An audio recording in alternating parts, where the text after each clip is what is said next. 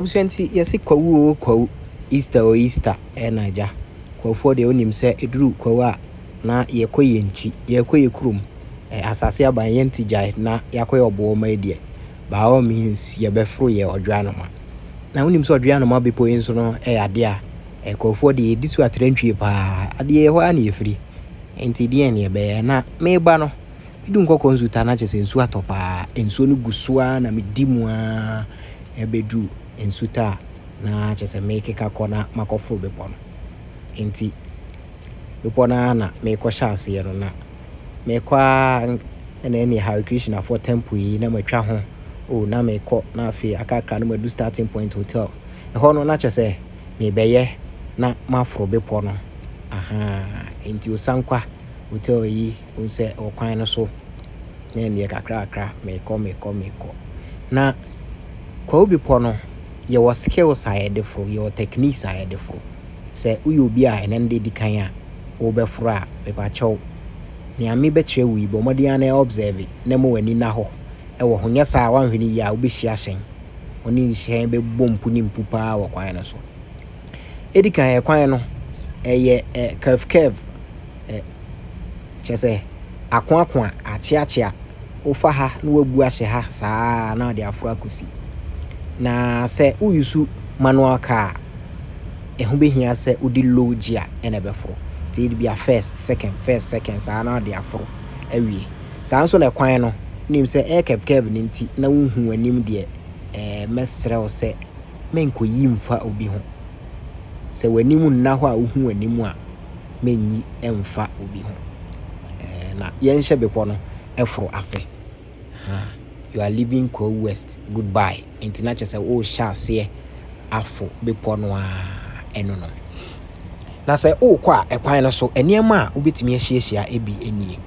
na yedi kan ensu atosa na esuma ba no edua ebetimi abu atokwan nim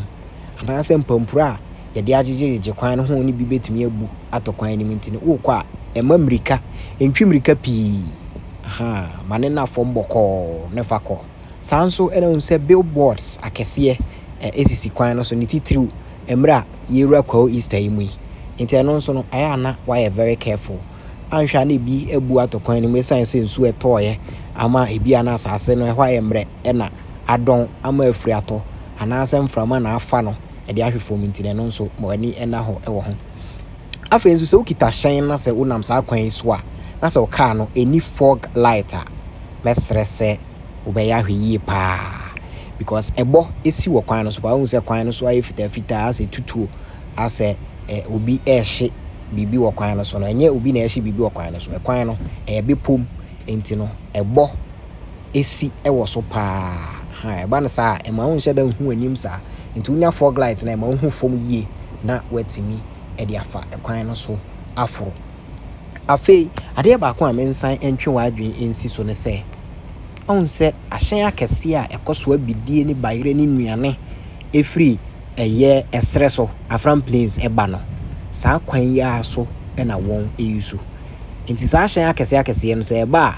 aya na on hye da ni ba bi poten a won fa afei nso no eba na saa se ne ya na nka Ghana ha yetwi nifa na we nso enam the other side no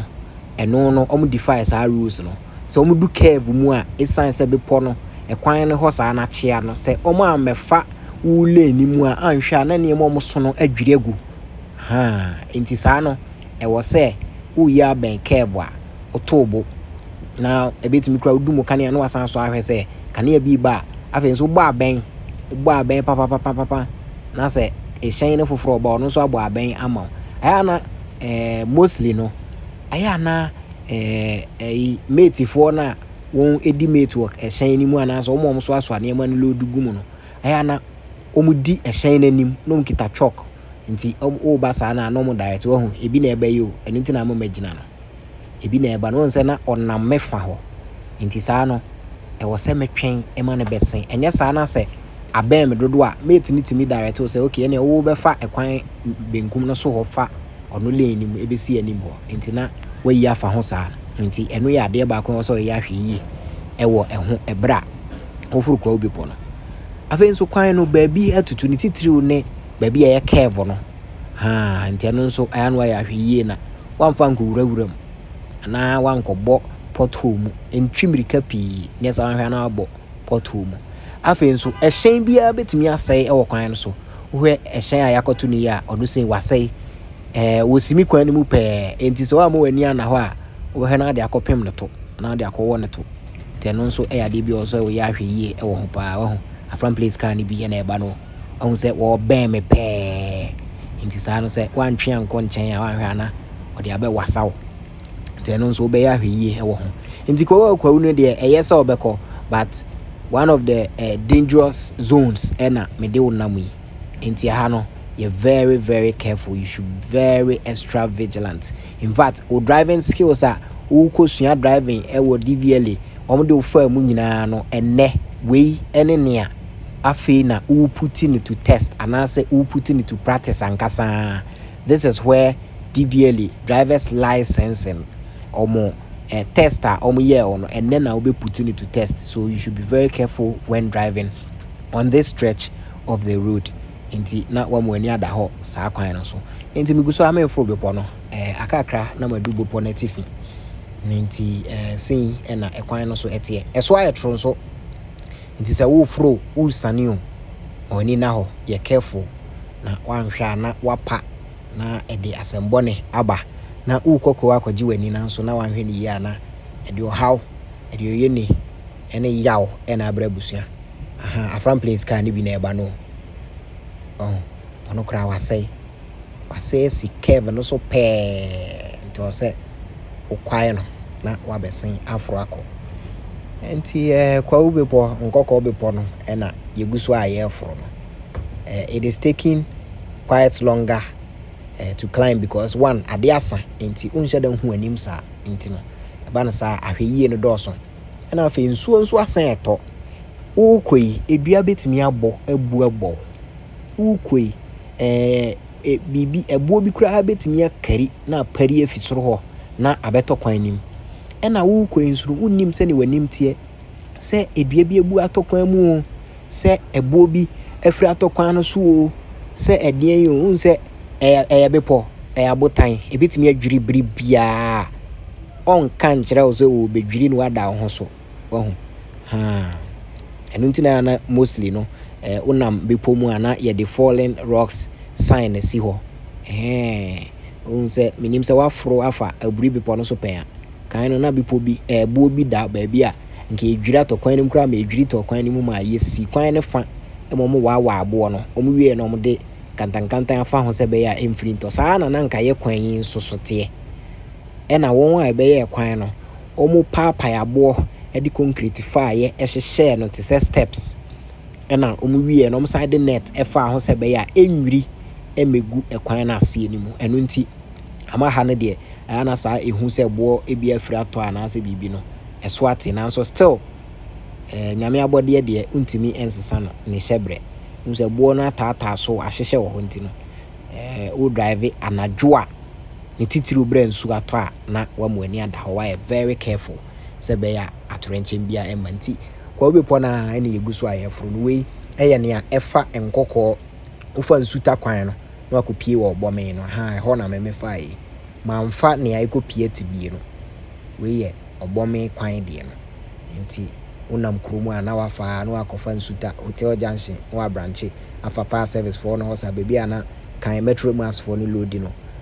DVL area ona watu mu na wakofa starting point hotel hosa na just wafro bepo na nti bepo na na yeguso a mefro eko esoro no nti enua ka me ho na yemfro ekomo ya de me but enim se Boatemans place ewo ho ewo bepo na tifi ho nti me free there by all means me duru ho a me fanche me akopa jollof bi edi so the fried rice na menya aduane bi a menya no mekọ akopa ho na medi say akakra na mabempo akakra na maben de enche bia na chese yedu Boatema ho na abisa say onuaba oboba Easter is saying na echo na de na echo so I think this should be my final curve mebu wi na chese ɛsoro hɔ na ɛna meyɛ dun dabi wenye last curve no aka last curve no wani mo yemwe on sɛnea one mount billboards akɛseɛ signboard akɛseɛ ɛna ha no nso na ɛyɛ na misuro titiriw no baabi a belakwa sign we ɛyɛ aboa kɛseɛ paa o abotan paa na ahyehyɛ si wɔ saa no tɛ no saa no imagine sɛ bi afiri atɔkwan anim a na ɔdi mmirika sɛ wokɔ white curve na woahwɛ a wode aforo de akɔpem mu ama asɛm aba nti wei deɛ I'm finally through ɛbɔ na 1 minute biara na ɛbɔ na mu ɛfɛ mu ɛyɛ kama papapapa wei ɛyɛ ma ɔbɔde wei wosɔre ahemaakye na woba jogging na wobɛnante wei mu a wotim fifire na adeɛ wei ɛsɔ wa ne dɛ watema hɔ na kanea na aso fitafita wɔ hɔ no kyale manum koraa fɔ kyɛ sɛ me salivate already because the way I am not garnishing aduane awe nso mpɛ sɛ meto aso kɔ me maame hɔ nti no amagye sɛ meyɛ na megye ne take away nkɔkɔɔ mu na madu no na udu bridge baabi a nsuo wɔ a na wabɔ abɛn nananom ebi a na ɔmo di agorɔ ɔkwan mu a ɔmo anyi wanhwe bɔ abɛn a n'agya wɔn asɔre kwan mu na wabɛsen kɔ yi mɛn kakra ai bogus ofo ekodi Easter thank you yi mɛn kakra na nananom wɔ hɔ a na sɛ so ɔmo nananom nso ɛna nenam hɔ a n'agya ɔmo atwe wɔn akɔnkyɛn na wɔatwa mu na wɔnko bi wei yɛ sunsum asɛm na me no wɔka na saa no enti bu atema hɔ no madu yi ɛwɔ sɛ me book curve na me wram enti anhwɛ ana mɛkate na masan to aso nti abusua yɛnkɔ bu atema hɔ yɛ na ai kana use commission sɛ rubber ni bi nhyɛ w'adeɛ no ho a ɛma ne mfa nhyɛ mu enti ɛbɔ ne condom si hɔ menkate na menkɔ hɔ mmra abusua buatema hɔ na yɛduri buatema hɔ na ɛhyɛ ase hɔ no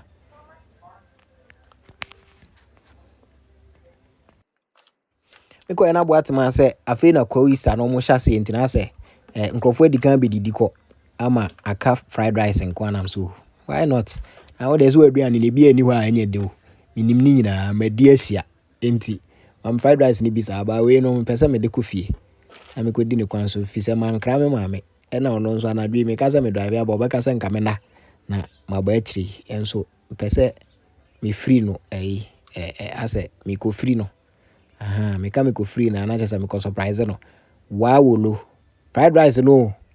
akoko bi na atwa 7 da so yi o na me mako hyɛ nkyɛn na me sɛ ade we deɛ manum nyinaa afɔ amemene me ntaso sɛbe fa kyɛ me wae kafra I'm saying no we dear I just am atre be me no be because free cry ton and my drive ya besia akɔ na ma akyem nkro so kakra na ja ma ba sɛ me ba ko atre we e de mintimi nhwɛ na saa keke o de ma mini be mienu atre mienu bi na ja mfa mpa manum ansa na makoma ho afei de me nua me fa atre na me te ba ko me ti mienu a we mean a few minutes later me ya wie no me ya kum ma rebe atreni be numu se dukura so still manumu afọ ade yi na ego yi se we bo at mess place o we wo nko ayi obo me be positive yo pe what mess place me dia ma fi de baby a me de hwɛ ma di nkyɛnkyɛn nyinaa o nso we de nka menya nka mekum no preko but emre nso kɔ ade yesa ti saa de a menkata so na medu fie a madi na ne meto amakwantu ene sɛ me sɛ saa de a na agya menkɔfa ɔbɔ me yɛ na baby a madu de there slow way meka sɛ me san machi a san ne bepɔ no na makɔ akɔfa yɛ ti bi akɔ nti no memfa ɔbɔ me ba medu ɔbɔ me no na Kwahu Easter no yɛbɛdi ne dipa na ɛhɔ decorations are on point, bibia is on point. I won't say yeah, but I never come me Kwahu penifo na ya na Easter yo mo dan no mo hwe so no ho ya ne se ekwan ye so tututu se ya ye bedi Kwahu Easter pa na yantitemu ansana ye bedi no na ama me di ho ya but I think nketimi ye ho bibia nka beboa akwaba obome Kwahu na hu se won akraboa kraman ya jakoko tua na no yemre nka mbeka si jatoto jakoko tua na no na ja kraman yi na omiemienu won hewe kura ba akusi fa na ba Kwahu Easter na de won bedi ni di pa enti we na eche ame emra na mi wura kuro ni mo no yenhwe bi na mfa onsi amedin na nasefa hene bobo ha Ghana News TV enti se onua bi eba Kwahu ampacho bobode an share video yi e ma na nhwe no hunu kwan obefa so Africa obepo no ansana ya frɛ wa kyerɛ wo se onua no akɔne nkrechi medu asia madawase ya nyame nhyɛ ano ntina nim nkyɛw yɛbɛsa share our next episode ni mu makraw.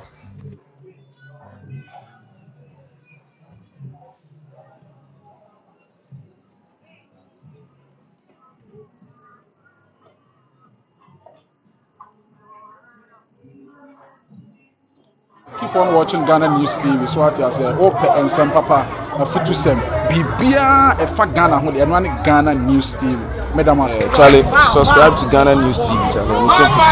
keep on subscribing. Share. No, be answer. Charlie, this be a YYP back, aka Mother Saman, aka Apostle, aka Youth President. Keep watching Ghana News TV. Alright, Bomidi Zach Namenjo so and there be no me call online. There is only one TV station I measure a Ghana News TV because me person me when you so I Ghana my any we are fan biana me chim to Ghana TV #1 second to none but